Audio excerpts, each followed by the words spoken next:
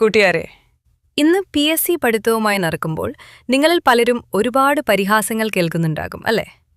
ഇതൊന്നും നിനക്ക് പറ്റിയ പണിയല്ല. പ്രായം എത്രയായി ഇനിയും ഇങ്ങനെ പുസ്തകം കെട്ടിപ്പിടിച്ചിരിക്കാൻ?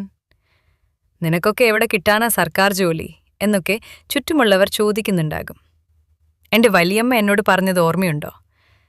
പട്ടിണി കിടക്കേണ്ടി വരുമ്പോൾ ഈ പുസ്തകങ്ങളൊക്കെ തനിയെ അടഞ്ഞു പോകും എന്ന്. അന്ന് എൻ്റെ കണ്ണുകൾ നിറഞ്ഞു. പക്ഷേ ഞാൻ തോറ്റുകൊടുക്കാൻ തയ്യാറായിരുന്നില്ല.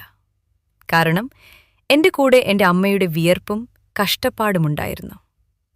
നിങ്ങളുടെ പിന്നിലും നിങ്ങളെ വിശ്വസിക്കുന്ന ആരെങ്കിലുമൊക്കെ കാണും. അമ്മയോ അച്ഛനോ അല്ലെങ്കിൽ നിങ്ങളുടെ സ്വന്തം സ്വപ്നങ്ങളോ. ചുറ്റുമുള്ളവരുടെ ചോദ്യങ്ങൾക്ക് നമ്മൾ മറുപടി കൊടുക്കേണ്ടത് വാക്കുകൾ കൊണ്ടല്ല.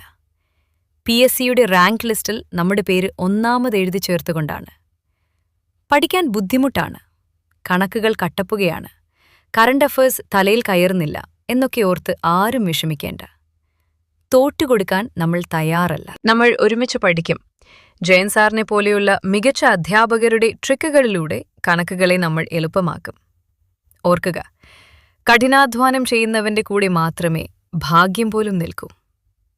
ഇന്ന് നമ്മൾ ഉറക്കമിളയ്ക്കുന്ന ഓരോ രാത്രിയും നാളെ നമ്മൾ കയറാൻ പോകുന്ന സർക്കാർ വണ്ടിയുടെ ഇന്ധനമാണ്. നിങ്ങൾ തയ്യാറാണോ എൻ്റെയൊപ്പം പഠിക്കാൻ? എങ്കിൽ വാ, നമുക്ക് ഒരുമിച്ച് ലക്ഷ്യത്തിലേക്ക് നടക്കാം. ലക്ഷ്യം PSC.